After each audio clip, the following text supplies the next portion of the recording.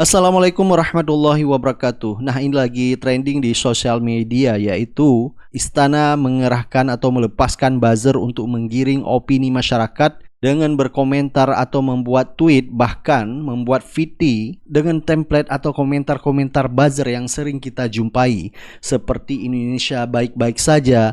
Ada juga komentar-komentar buzzer yaitu giliran RUU perampasan aset kok pada diam. Dan yang paling sering kita jumpa adalah komentar buzzer yaitu Jokowi adalah presiden terbaik sepanjang masa dan anak abah, dan ada juga seperti komentar Jokowi PS PDIP, dan ada juga komentar yang paling sering kita lihat adalah kenapa Jokowi yang disalahkan dalam hal ini ya. Jadi mereka ini menggiring opini-opini mereka yang memang buta terhadap politik, apalagi sekarang di saat mahasiswa maupun buruh memperjuangkan yaitu RUU Pilkada tidak disahkan. Dan ini perlu kita kawal sampai sekarang ini. Walaupun ada statement dari Wakil Ketua DPR yaitu Sufmi Dasko membatalkan RUU Pilkada, tetapi ini patut kita waspadai sebelum tanggal 27 bisa saja Jokowi mengeluarkan Perpu, karena kita tahu bahwa dengan adanya keputusan MK maka Kaisang tidak bisa mencalonkan dirinya menjadi wakil gubernur Jawa Tengah. Dan ini sudah mempersempit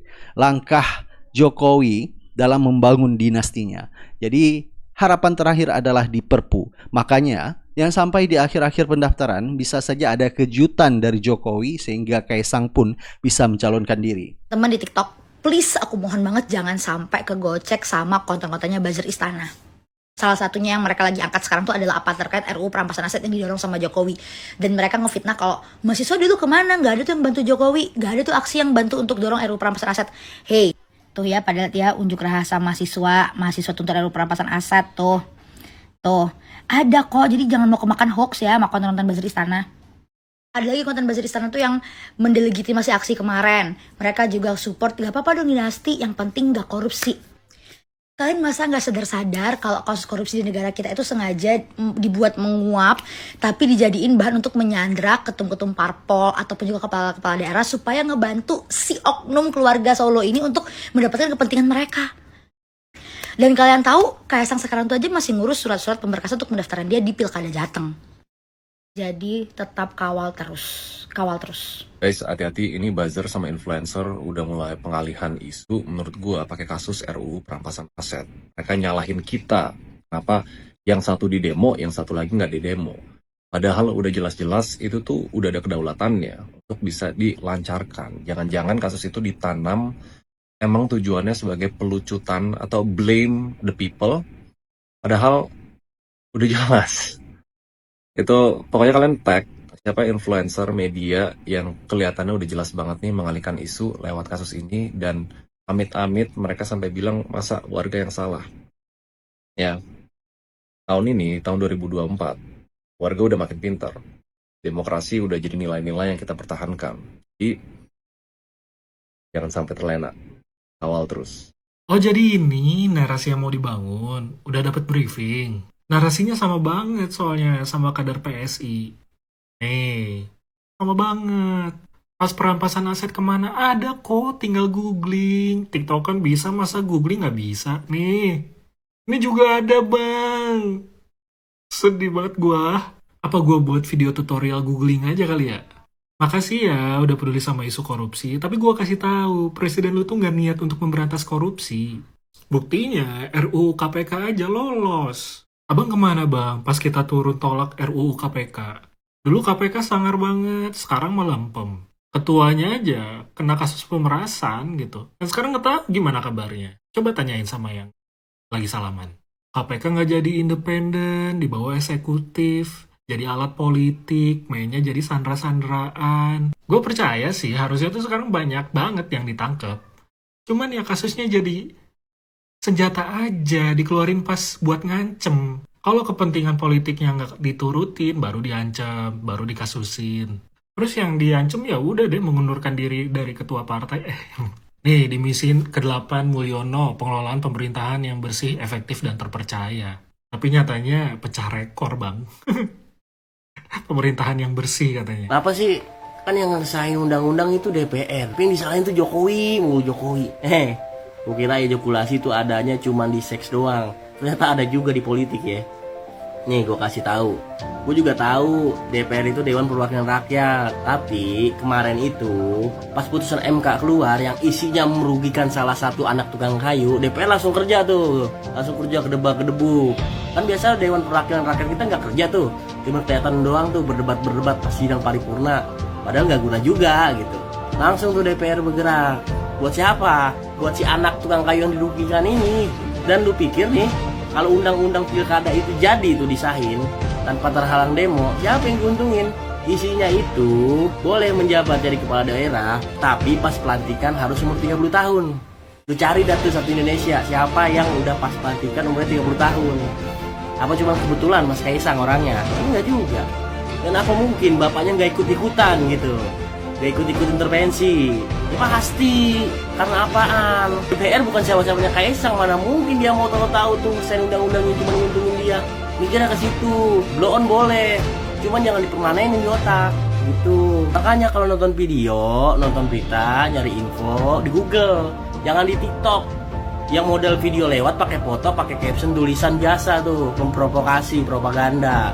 Jadinya blow on lu kemanen di sini nih. Buat kalian yang mempermasalahkan anak, mantu, keluarganya Jokowi yang mau berkontestasi di pilkada. Gini nggak, gini, gua kasih tahu. Tua belum tentu pinter, kecil belum tentu goblok ya. Megawati, anaknya jadi ketua DPR nggak melanggar aturan sama sekali, dan dia menjabat setelah lama. Emaknya tuh nggak jadi presiden. Sama, BY juga begitu anaknya. Sama kan? Yang jadi masalahnya lu bilang Jokowi nggak pernah ngambil jalur yang gampang. Iya, jalurnya susah, sampai harus merubah semua aturan. Kan itu nggak lu bahas. Lu cuma bahas dari perspektif lu aja. Ya karena lu pendukungnya. Kan kayak gitu. Ya, lagian lu sebut Puan dan AHY. Itu satu-satu, bos. Dan mereka menjabat di saat bapaknya nggak lagi pada berkuasa. Nah ini lagi mumpung bapaknya berkuasa, tiga-tiganya dimajuin semua, sampai asisten pribadinya, ponakannya, semuanya. Lu nggak ngomongin ke situ, nggak malu, fakta ya, malu kalau fakta, iya kelihatan tololnya gitu. Kalau mau buka fakta tuh yang lebar, jangan setengah-setengah, jangan yang menurut lu baik aja gitu lo omongin, yang jeleknya juga nggak bisa. Anak Abah pasti bangga WK. Kakak, sekolah lagi yuk biar tahu bedanya tentang demokrasi. Ya, demo kemarin tuh bukan masalah pemilu, bukan masalah kalah, bukan masalah menang, bukan tentang anak Abah, bukan tentang Ahok, bukan tentang Ganjar. Demo kemarin tuh tentang demokrasi yang sudah diobok-obok. Nah, kalau RUU kemarin sempat dirubah, itu dampaknya ke rakyat itu banyak banget. Ya, 5 tahun ke depan, 10 tahun ke depan bisa jadi untuk selamanya. Ya. Nah, zamannya Orban nanti bangkit lagi. Yang demo kemarin bukan anak Abah ya. Yang demo kemarin justru anak jenderal. Yang demo kemarin malah kebanyakan dari pendukung 02. Serius, yang demo kemarin malah banyak yang pendukung 02 ya. Jadi, demo kemarin bukan tentang pemilu ya. Pemilu sudah selesai. 02, 01, 03 adalah rakyat Indonesia. Kita bersatu. Nah, demo kemarin tentang demokrasi yang diobok-obok. Paham ya? Makanya sekolah. Oh, tapi kamu tuh sebenarnya sekolah, tapi karena kamu buzzer aja. Mungkin kamu buzzer ketengan yang sengaja disebar. Mungkin. Pertanyaan Anda adalah, kenapa mahasiswa nggak demo tentang RUU perampasan aset? Alasannya adalah, RUU perampasan aset besok juga bisa disahkan. Mau melalui DPR bisa, melalui presiden bisa. Toh mereka itu satu kolam. Sedangkan undang-undang pilkada aja langsung bisa diatur. Masa undang-undang perampasan aset nggak bisa diatur? Itu cuma alasannya si Mukidi aja. Melemparkan tanggung jawab ini ke DPR. Padahal dia sendiri juga bisa mengesahkannya itu. Udah dimulai. Adalah salah satu tagar di aplikasi X yang mulai berserakan. Yang mulai mendominasi. Dan katanya juga ada beberapa influencer yang nantinya akan speak up tentang hal yang berseberangan. Gak apa-apa dibilang FOMO, gak apa-apa dibilang so tahu tentang politik dibandingkan gak mau tahu sama sekali. Buat yang lagi turun aksi ke jalan, hati-hati, karena banyak provokator juga yang kemungkinan akan merugikan kita. Tetap kondusif, semoga kalian pulang dengan keadaan yang baik. Dan untuk yang gak bisa turun aksi ke jalan, kita bisa mengawal itu dari sosmed. Kita naikkan terus tagar kawal putusan MK, dan kita semua harus bersama rakyat. Inilah salah satu buzzer ya yang di brief ya untuk menggiring opini tentang peringatan darurat. Jadi memang sepertinya untuk melemahkan perjuangan mahasiswa, buruh, dan masyarakat lainnya untuk memperjuangkan RUU Pilkada untuk tidak disahkan. Ini adalah salah satu contoh buzzer yang ada di sosial media TikTok, yaitu Ali Hamzah. Orang-orang di Pulau Jawa, oh Jokowi, wah ada apa nih ribut-ribut peringatan darurat, ya nikmatin lah, itu kan Pak D kalian, orang-orang di Pulau Jawa, oh Jokowi, ya ngapain kaget, tapi itu kan presiden pilihan kalian. Kan yang bikin 2 periode kalian, ya nikmatin lah. Kalau gue menajis nyoblos Jokowi 2 kali. Mau demo kalian lagi gas lah. Kalau abang udah capek deh, udah sakit mata ini kena bom gas air mata. Pokoknya setiap kebijakan Jokowi yang aneh turun awak ya kan 24 September 2019. Gak cuma sekali, ini yang terdokumentasi aja. Kalau kalian nanya, gas gak bang? Gas lah turun. Aku sambil makan kacang gitu ya kan, nikmatin presiden pilihan kalian. DKI Jakarta, Jokowi kok ngamuk-ngamuk kalian sekarang nih. DI Yogyakarta, Pak D banget nih 69%. Lucunya lagi, mana kalian yang kemarin ketawanya MK, sekarang kok jadi kawal MK? Nah sekarang masalahnya di DPR, di balik DPR siapa ketuanya sekarang coba? Oh sekarang ada partai yang pura-pura pro rakyat. Kemarin kemana lu 10 tahun ini? Nah bukannya Pak D petugas partai, jadi sekarang siapa nih dalangnya? Ya dalangnya lu Pak D nih yang mendukung Jokowi di tahun 2019 nih, yang provinsi-provinsi yang merah-merah ini. Kalau gue mah dari dulu nyoblosnya Prabowo. Kalau Prabowo udah jadi presiden, udah kelar kemauan gue. Nah nanti setelah dilantik baru lu hujat gue, sama nggak pilihan gue sama pilihan kalian? Kalian tahu nggak, setelah demo penolakan RUU Pilkada sudah memasuki demo hari ketiga, sekarang sudah mulai ada beberapa partai yang mulai menjilat ludahnya sendiri nih. Padahal sebelumnya beberapa partai yang menjilat ludahnya sendiri ini, kemarin ketika ada rapat maraton yang diselenggarakan oleh Badan Legislatif tanggal 20 kemarin, beberapa partai yang mulai menjilat ini setuju banget RUU Pilkada itu segera disahkan dan diparipurnakan. Tapi setelah demo yang dilakukan oleh elemen masyarakat dan mahasiswa konsisten sampai hari ketiga, beberapa partai ini malah mulai menjilat. Nah, beberapa partai atau fraksi yang mulai menjilat ini adalah Partai Demokrat, Partai PKS, Gerindra, dan PKB.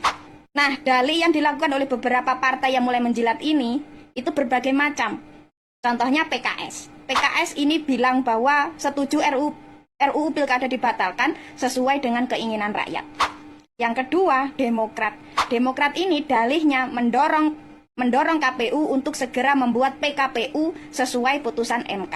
Gerindra ini drama seolah Prabowo Subianto marah ada RUU Pilkada. Dan PKB ini jalan 2 kaki. PKB daerahnya khususnya Jateng lebih menjalankan putusan MK daripada RUU Pilkada. Ya bukan apa-apa sih, saya cuma mau menekankan dan menunjukkan ke mata kalian bagaimana kualitas fraksi, bagaimana kualitas orang yang ngakunya menjadi wakil rakyat, bagaimana kualitas partai yang ngakunya mewakili kalian di kursi DPR. Dan sekaligus saya ingin menunjukkan ke mata kalian bagaimana kualitas atau realisasi partai yang ketika kampanye itu menjanjikan janji-janji manis kepada kalian. Saya akan memperjuangkan nasib kalian di kursi DPR, maka pilihlah saya. Setelah jadi, ya inilah hasilnya. Ya. Dan satu-satunya fraksi yang konsisten itu cuma PDIP. Kalian mau akui atau enggak, satu-satunya fraksi yang tetap konsisten ketika berada di kursi DPR dan di luar kursi itu cuma PDIP. Dan saya sematkan nih video dari beberapa fraksi yang setuju RUU Pilkada untuk disahkan. Kalian tonton sendiri. Memohon ridha Allah Subhanahu wa taala, fraksi Partai Kebangkitan Bangsa DPR RI menyatakan persetujuannya RUU ini dilanjutkan dalam proses pembahasan. Untuk itu, Partai Gerindra menyatakan setuju. Fraksi Partai Demokrat memahami bahwa RUU Pilkada ini sangat penting untuk Partai Golkar menyetujui secara menyeluruh rancangan undang-undang pemilu kada ini. Keadilan sejahtera dengan memohon taufik Allah Subhanahu wa taala dan mengucapkan Bismillahirrahmanirrahim, menyatakan menerima rancangan undang-undang, menyatakan menerima dan menyetujui, dan selanjutnya dapat dibawa ke tahap menyambut baik upaya pembentukan undang-undang untuk segera mempercepat pembahasan RUU Pilkada. Si Partai Persatuan Pembangunan menyetujui RUU perubahan keempat atas undang fraksi PD Perjuangan menyatakan sikap tidak sependapat dengan rancangan undang-undang tersebut untuk dibahas pada tingkat selanjutnya. Assalamualaikum warahmatullahi wabarakatuh. Om Santi Sati Om, Merdeka!